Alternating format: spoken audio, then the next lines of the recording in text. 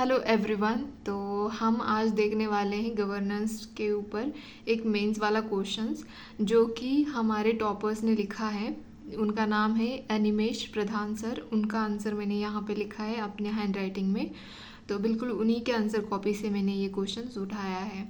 और फिर जो आज का क्वेश्चन मैंने आपको दिया था वो क्वेश्चन मैंने भी लिखा है, तो वो भी मैं अपना भी आंसर आपको दिखा दूँगी। ठीक है, तो चलो पहले उनका आंसर देखते हैं, उसके बाद मैं अपना जो लिखा है वो दिखाऊंगी।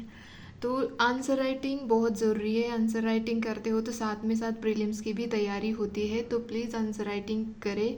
और जो भी मेंस ओरिएंटेड टॉपिक्स है या सब्जेक्ट कहिए तो उनको भी पढ़ना चाहिए, जैसे कि society, social justice, governance, internal security, disaster management.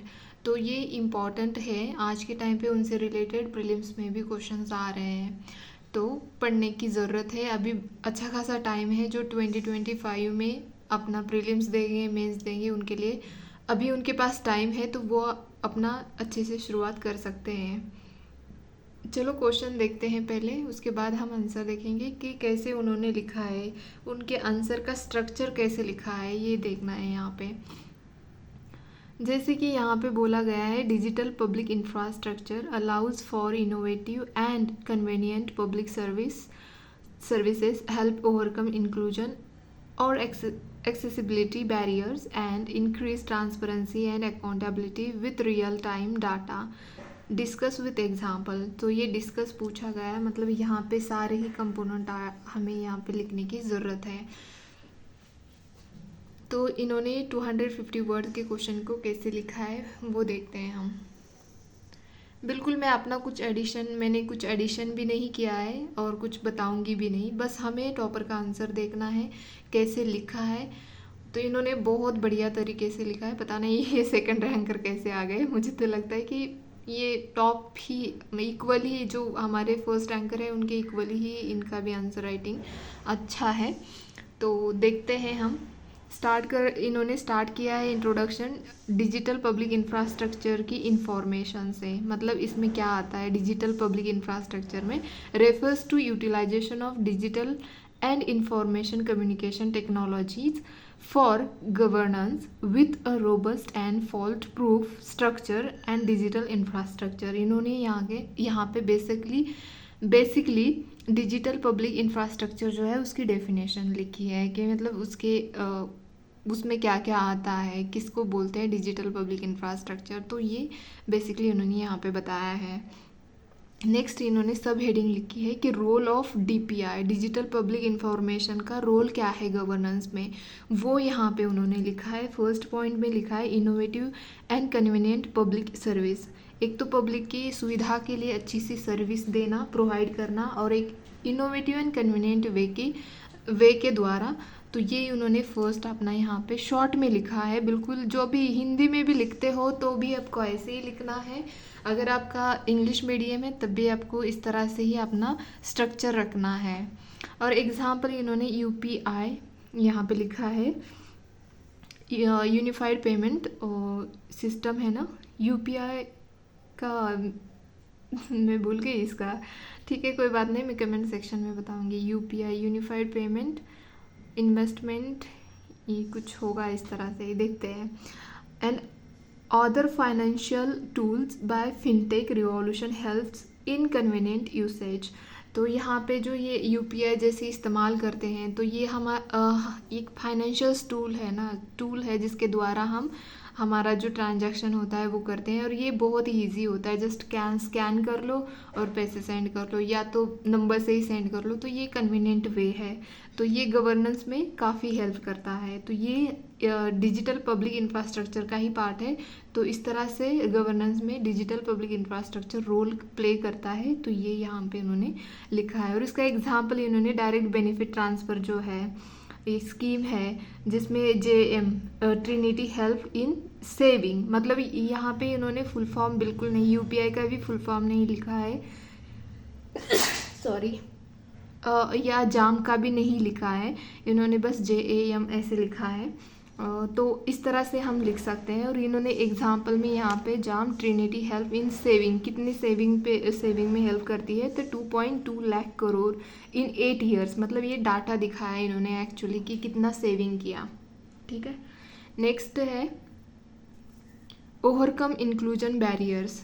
तो यहाँ पे ई विन, ये एक पोर्टल है, तो उसका भी इन्होंने बिल्कुल वैसे ही लिखा है। एंड कोविन, ये भी एक पोर्टल है, आपको पता है। तो ये क्या किस में हेल्प करते हैं, ensure the successful the biggest vaccination drive mitigating issues of inclusion. तो ये वैक्सीनेशन में इन्होंने काफ़ी हेल्प की है, अभी भी चल रहा है, ये प्लेटफॉर्म अवेलेबल है। तो ये यहाँ पे डिजिटल इंफ्रास्ट्रक्चर का ही पार्ट होता है, पब्लिक इंफ्रास्ट्रक्चर का ही पार्ट है। तो ये इन्होंने यहाँ पे ऐड किया है।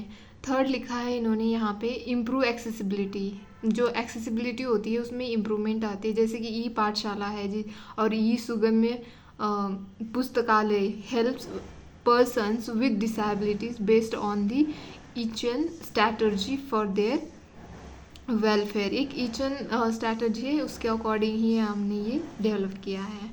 तो ये हेल्प करता है जो पीपल जो डिसेबल होते हैं उनको, ये जो ई पाठशाला और ई सुगम पुस्तकालय जो है ये अवेलेबल करते हैं ऑनलाइन बुक्स, तो उससे बहुत हेल्प मिलती है। तो ये एक पब्लिक इंफ्रास्ट्रक्चर का ही पार्ट है यहाँ पे। और नेक्स्ट 4 यहाँ पे लिखा है उन्होंने इंक्रीज ट्रांसपेरेंसी भी बढ़ती है, जैसे कि अभी जो लैंड जो है, ज़मीन जो है, उसको डिजिटलाइज किया गया है अंडर द स्वामित्व स्कीम। और ये कर्नाटका की एक मतलब भूमि भी एक पोर्टल है, वहाँ पे भी वो लैंड जो है डिजिटलाइज की जाती है। तो इसमें क्या होता है, हेल्प मिलती है reducing litigation and improve transparency आती है, धांधलीबाजी नहीं होती है। अब पक्का पता चल जाता है कि किसके पास कितनी लैंड है, और कम ज़्यादा नहीं कर सकते हैं एक वंस डिजिटलाइज द लैंड। ठीक है, और 5th है यहाँ पे इन्होंने लिखा है इंक्रीज अकाउंटेबिलिटी। तो इसकी वजह से अकाउंटेबिलिटी भी आती है। पहले तो आपको ये बेसिक वर्ड्स पता होने चाहिए, ट्रांसपेरेंसी क्या होती है, अकाउंटेबिलिटी क्या होती है, उसके अकॉर्डिंग आपको इसके समझ में आ जाएगा। E courts and national judicial grid, यहाँ पे इन्होंने एग्जाम्पल लिखा है। And streamlining of judgement, use of DPI digital public infrastructure for accountability. तो यहाँ पे एग्जाम्पल लिखा है इन्होंने, Swapnil Tripathi versus union of India. तो यहाँ पे उसका एग्जाम्पल इन्होंने ये इस जजमेंट के द्वारा दिया गया था कि आप जो कोर्ट की जो भी क्या बोलते हैं प्रोसेस चलती है वो डिजिटलाइज करनी चाहिए, सब कुछ डिजिटलाइज होना चाहिए। तो उन्होंने यहाँ पे केस भी मेंशन कर रखी है। तो हमें भी ये होता है ना कि केस को कैसे इंक्लूड करना चाहिए हमारे क्वेश्चन आंसर में। तो यहाँ पे आप देख सकते हो कि इन्होंने कैसे एडिशन किया है, उसका कितना मतलब टू द पॉइंट लिखा है और बिल्कुल इम्पॉर्टेंट और रिलेटेड है। तो ऐसे तो अगर ऐसे लिखोगे तो मार्क्स तो मिलने ही मिलने हैं। और इन्होंने रियल टाइम डाटा की भी बात की है, CCTV-TNS। इन्होंने फुल फॉर्म नहीं लिखा है, बिल्कुल inter operable criminal justice system है, सॉरी हाँ। And for disaster technology like early warning system and information, जो रियल टाइम डाटा मतलब यही होता है कि तुम्हें टाइम पे जैसे कि डिज़ास्टर आया है तो आपको पहले ही उसकी वार्निंग मिलती है कि डिज़ास्टर आने वाला है, फ्लड्स आने वाले, बारिश ज़्यादा होने वाली है, हमारा फोरकास्ट पे हमें यही बताता रहता है ना, तो ताकि हम प्रिकॉशंस ले लें। तो यहाँ पे इन्होंने बिल्कुल वही लिखा है। नेक्स्ट इन्होंने लिखा है क्योंकि डिस्कस पूछा गया तो यहाँ पे ये क्या क्या रोल क्या है डिजिटल इंफ्रास्ट्रक्चर का वो बताया इन्होंने। अब इससे रिलेटेड इश्यूज़ क्या है वो बताया है यहाँ पे। तो इश्यूज़ इससे रिलेटेड यही है कि लो डिजिटल लिटरेसी, लोगों के बीच में डिजिटल लिटरेसी जो है वो कम है। वैसे भी अगर देखा जाए तो लिटरेसी रेट ही हमारे इंडिया में कम है, तो डिजिटल तो ऑब्वियसली कम ही होगा। तो इन्होंने यहाँ पे डाटा ऐड किया है 30% of Indians with no digital literacy, मतलब 70% लोगों को है, 30% नहीं है। ऐसे लिखा है इन्होंने। नेक्स्ट इशू यहाँ पे लिखा है इन्होंने डिजिटल पब्लिक इंफ्रास्ट्रक्चर से related vulnerable communities like women, Dalit, elderly, tribal, ये एक्सक्लूड होते हैं, ये इनके पास एक्सेस नहीं होता है, स्मार्टफोन नहीं होते हैं। तो कभी कभी एल्डरली लोगों को तो यूज़ भी करना नहीं आता होता है, लेकिन उनको वो उतना सुधरता नहीं ना, तो इसकी वजह से। और वुमेन के पास कंपेयर टू मेन वैसे भी कम ही होते हैं स्मार्टफोन। तो ये एक इशू है इससे डिजिटल पब्लिक इंफ्रास्ट्रक्चर से रिलेटेड। और फिर इसमें लूप होल्स क्या क्या है in this system digital public infrastructure में। तो in spite of digitalization in Ayushman Bharat instances of, एक मिनट, तो यहाँ पे इंस्टेंसेस क्या है, 1 lakh accounts linked with no mobile found. मतलब आयुष्मान भारत जो है वो डिजिटलाइज करने के बावजूद भी ऐसे अकाउंट्स हैं, मतलब 1 लाख जो होल्डर्स है उनके मोबाइल जो है वो लिंक नहीं है।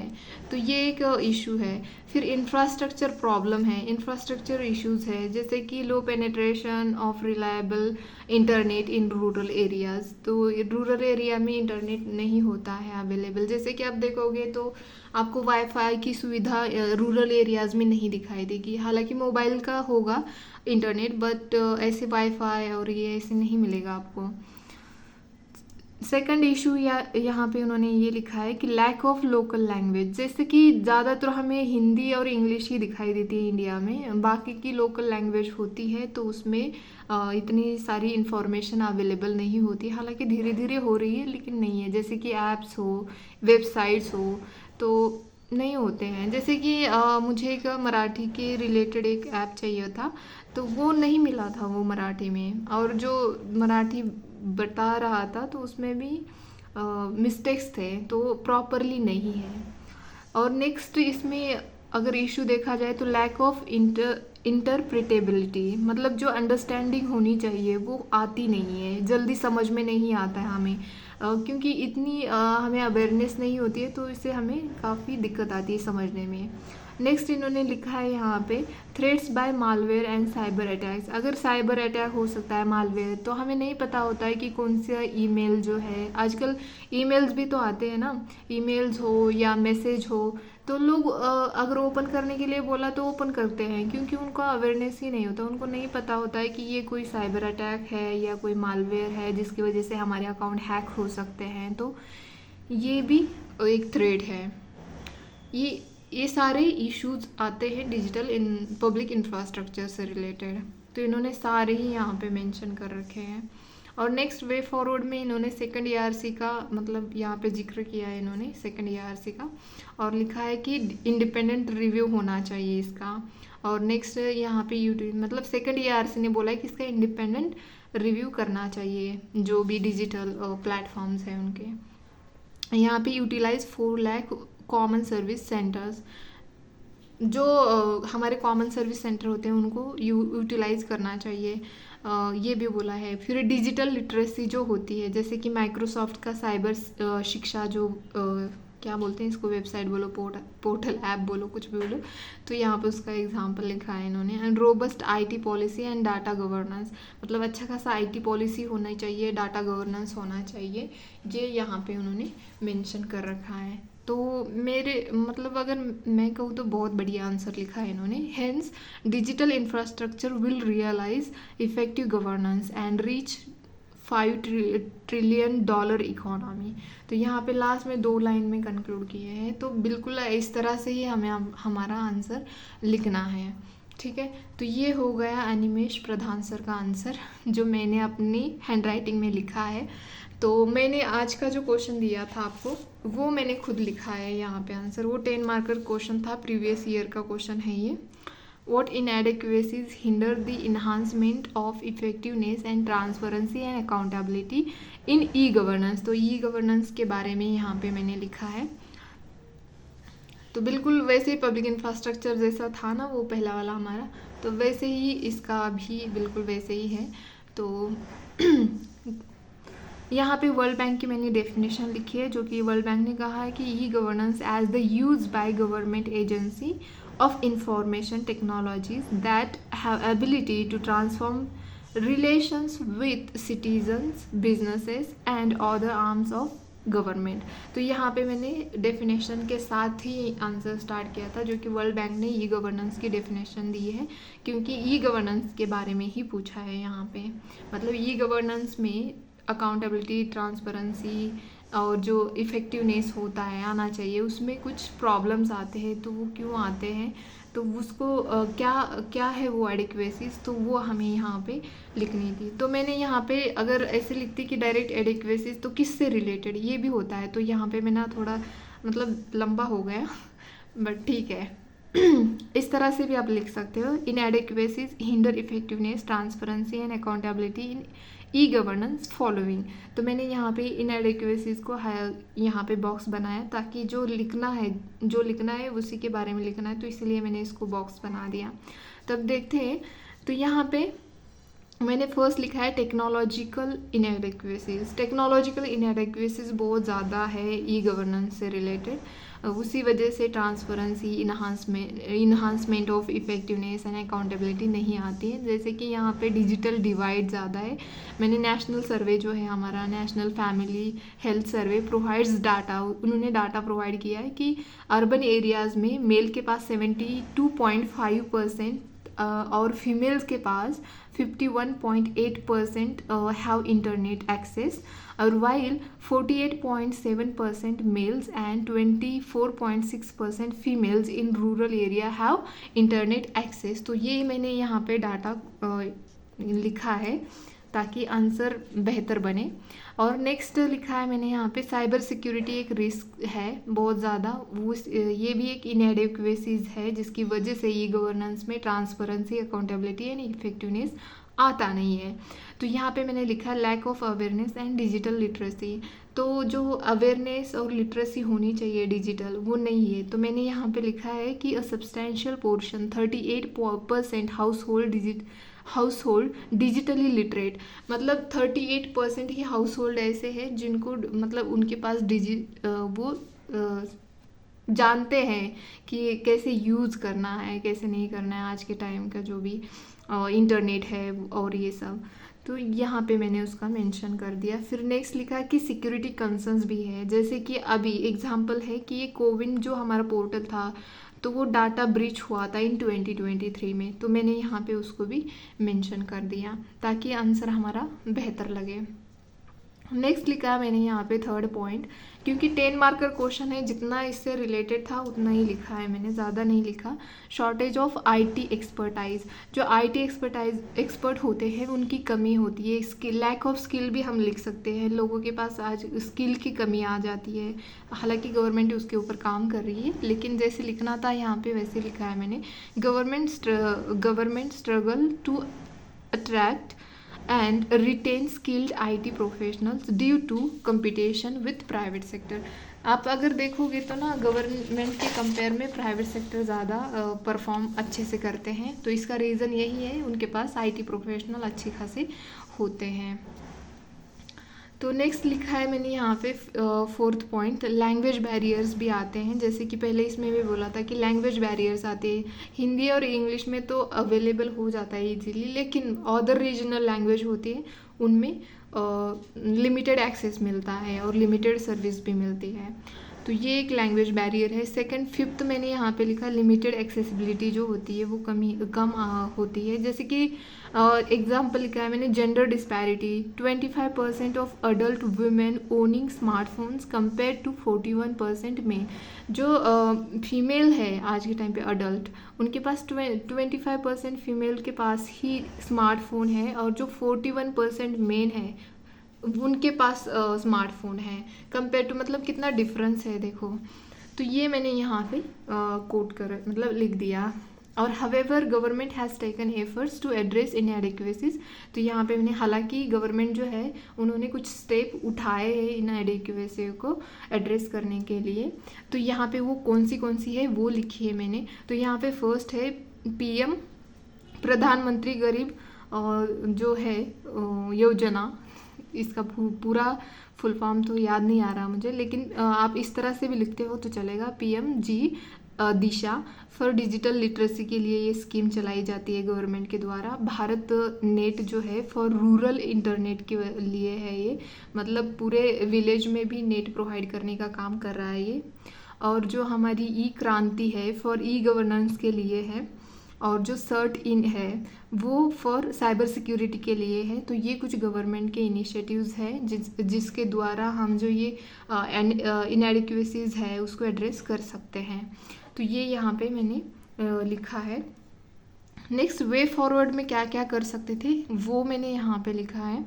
तो स्ट्रेंथनिंग साइबर सिक्योरिटी जो है उसको अच्छे से बना सकते हैं हम। बिल्डिंग डिजिटल लिटरेसी, उसको भी इवन दो हमारे पास PMG दिशा जो है उसके द्वारा हम डिजिटली लिटरेट हो सकते हैं, फिर भी उसको अच्छे से मतलब एग्जिस्ट करता है। एफर्ट्स मस्ट बी इंटेंसिफाइड, जो हमारे एफर्ट्स है उसको अच्छे से मतलब उसको गति देनी चाहिए, मतलब बढ़ाना चाहिए ताकि जल्दी जल्दी लोग लिटरेट हों।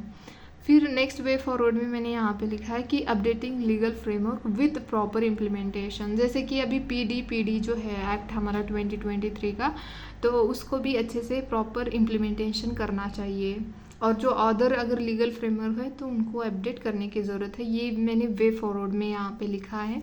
और लास्ट में मैंने यहाँ पे लिखा है कि by addressing these inadequacies through targeted efforts and the effectiveness and transparency and accountability of e governance can be significantly enhance.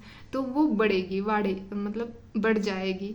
तो इस तरह से मैंने अपना आंसर यहाँ पे लिखा है। तो आप कमेंट सेक्शन में बताना कि कैसा लग रहा है आपको ये आंसर, और क्या ऐड करना चाहिए था। और आप खुद भी लिखिए, चाहे आप हिंदी मीडियम वाले हो इंग्लिश मीडियम वाले हो, बस लिखते रहिए। आंसर लिखना बहुत ज़रूरी है और पढ़ते रहिए।